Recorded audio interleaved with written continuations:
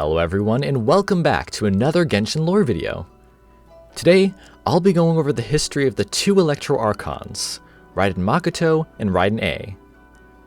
I'll be going over the lore presented in the Inazuma weapon series, various artifacts, and so much more. Also, if you liked this video, consider subscribing. It helps me out a lot and I'd really appreciate it. Anyways, let's move right on and get into the video.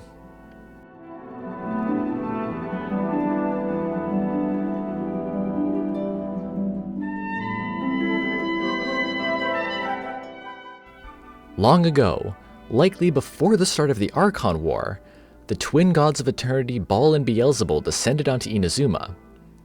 Instead of their Ars Goetia names, they commonly went by Makoto and Ei respectively. Anyways, the Archon War would eventually begin in Inazuma, and the two sisters would fight against the other gods together. After a long war, Makoto and Ei came out on top. However, only one of them could ascend to the position of Electro Archon. Even though Ei was a far more formidable warrior, she believed that Makoto should become the Archon, as she would be a better ruler for humanity. So, Ei would sacrifice her body, allowing Makoto to become the Electro Archon of Inazuma. With her new power, Makoto would recreate Ei's body, and the two would rule Inazuma together. However, as far as the public knew, there was only one god and not two. Makoto, of course, was the true Electro Archon, while Ei acted as her Kagemusha, or body double. The two complemented each other's abilities, with Makoto acting as the ruler for humanity, and Ei acting as the formidable Raiden Shogun. Also during that time, the Ars Goetia name Baal and the title of Raiden Shogun referred to both of them, so there was no real reason for the public to know the truth. However, the in-game book Treasured Tales does talk about the twin gods, and Ei says that it is accurate. So people might know now, but they didn't back then. Anyways, Inazuma and all of Teyvat would be at peace for some time after the end of the Archon War. Makoto and Ei would even travel to Liyue Harbor to meet with other members of the Seven, including Morax and Barbatos. Back in Inazuma, they were also close friends with Sasayuri, Mikoshi Chiyo, the Kitsune Saigu, and later Yae Miko. However, peace would not last forever in Inazuma. Over the years, many tragedies would occur, and these events would deeply affect Raiden Ei. The first of these was the attack on Yashiori Island by Orobashi and Watatsumi troops. This attack came rather suddenly, but Raiden Ei, Sasayuri, and Narukami troops would soon arrive to defend the island. As for why Orobashi attacked Yashiori Island, he had been sentenced to death by Celestia for various crimes. These crimes included reading a forbidden book called Before Sun and Moon, which contained information that Celestia wished to keep hidden. The other crimes were also committed by Watatsumi, but he was allowed to take the blame for all of it. His goal in his attack was to be killed by the Raiden Shogun in order to protect his people from a more severe punishment. During the battle, the Tengu General Sasayuri was killed, which enraged Ei. In response, she unleashed her Musono Hitotachi upon Orobashi, killing the Serpent God. Her strike was so powerful that it also cleaved the island in two, leaving behind a gorge that remains plagued by Bale Thunder to this day. In the end, though, neither Ei nor Makoto would know the truth behind Orobashi's attack. After this, peace would return to Inazuma for some time. The people of Watatsumi would recognize the authority of the Raiden Shogun after Ei killed their god, and the sisters allowed Watatsumi Island to continue worshipping Orobashi. While it was peaceful, there was still some tension between the two groups. This tension would remain for a long time, surviving even to this day. Once again though, peace in Inazuma would be broken by a great catastrophe. 500 years ago, the Cataclysm would begin, affecting all of Teyvat. Due to it neighboring the Dark Sea, Inazuma was heavily impacted by the disaster. When abyssal monsters arrived in the nation, Ei and Makoto would fight against them alongside Chiyo and Saigu. During one of these battles, the Oni Mikoshi Chiyo would be swallowed whole by a beast of sin. Eventually, she managed to break free from the beast, but it was too late. She had been corrupted by the power of the beast and drew her sword against A. In response, A cut off her sword arm and one of her horns, causing the Oni to flee. Chiyo's fate is left ambiguous here, with the Mask of the Kijin saying that she may have been slain by the Tengu, the Shumatsuban, or even her descendants in the Iwakura clan. Some other people say that she may have encountered the Magu Kenki that sits underneath Orobashi's skeleton. Now, Chiyo is very likely dead, but it is still possible that she fled to the Dark Sea, roaming the area as a corrupted monster. Anyways, at some point, the 7 Archons would be summoned to Tunigi Hollow in Sumeru to descend into Khaenri'ah. As one of the 7, Makoto would head over, but she didn't tell A that she was going. When A found out she had left, she tasked Saigu to protect Inazuma, then immediately went off to help her sister. Upon arriving in Khaenri'ah, she found Makoto dying.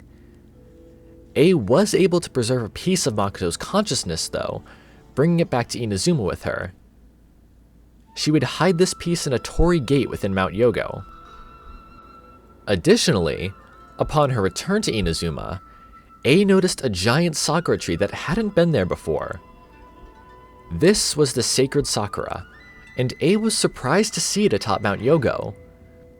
She was even more surprised when she was told that it had always been there, as it seemed that she was the only one who was confused by its presence.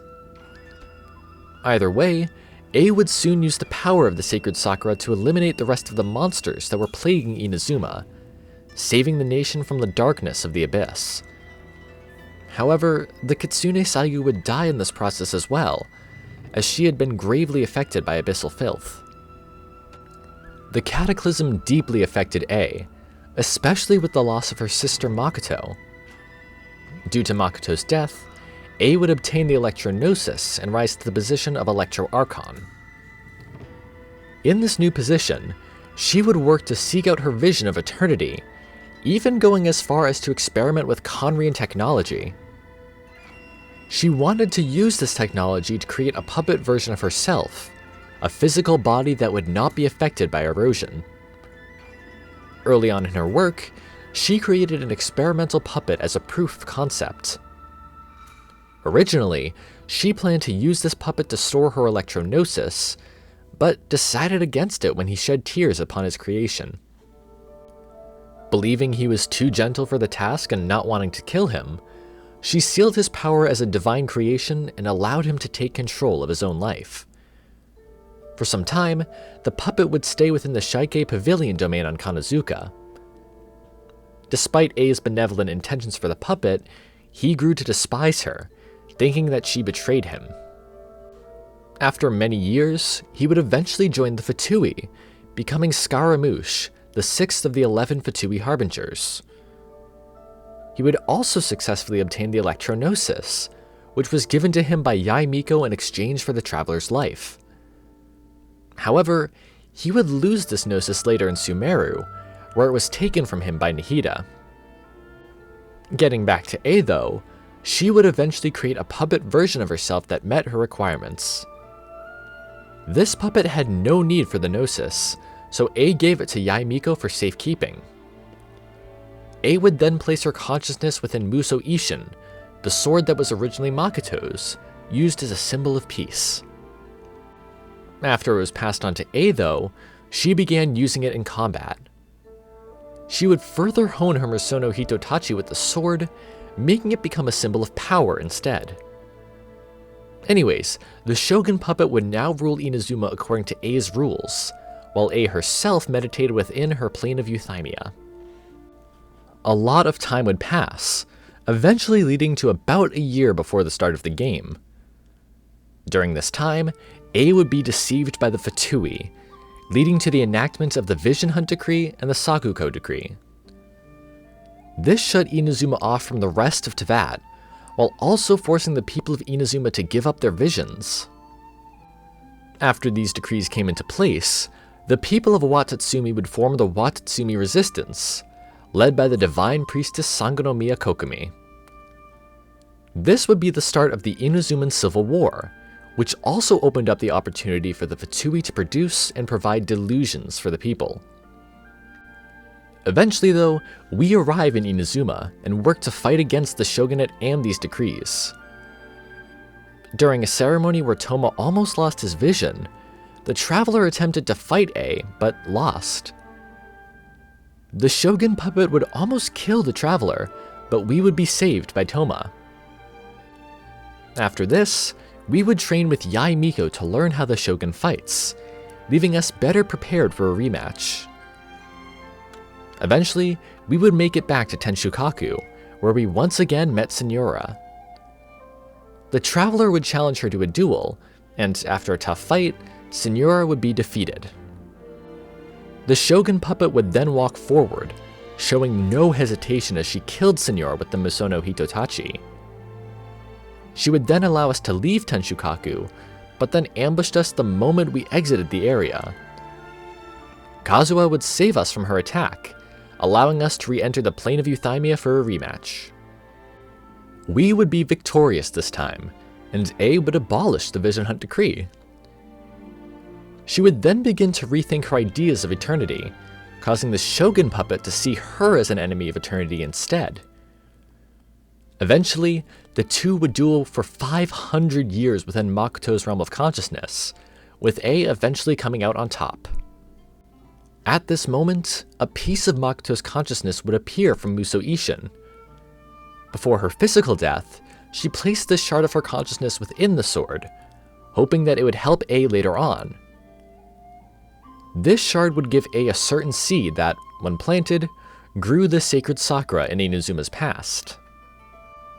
Ei would speculate that Makoto must have had some help from Istaroth, the god of time, in order to accomplish this. It's also implied that Irminsul was tampered with here, causing people to think that the tree was always there. Anyways, after all of this, Ei would abolish the Sakako decree as well, opening Inazuma to the rest of Teyvat once again. Ei is now playing a more active role in Inazuma, even participating in the nation's TCG tournament. As for her future, I think we will hear of her improvements she will make for herself and Inazuma throughout various quests and trips to the nation. Beyond that, I believe she will definitely have a big role in the story's endgame, just like the other Archons. Anyways, that's pretty much it for the history of the twin Electro Archons, Makoto and Ei. While the story of these two is definitely tragic, it is still one of my favorites, and it makes me wonder how other pairs of Archons will be connected in future regions. I also hope we get to learn more about Makoto at some point, as well as her connection to Istaroth.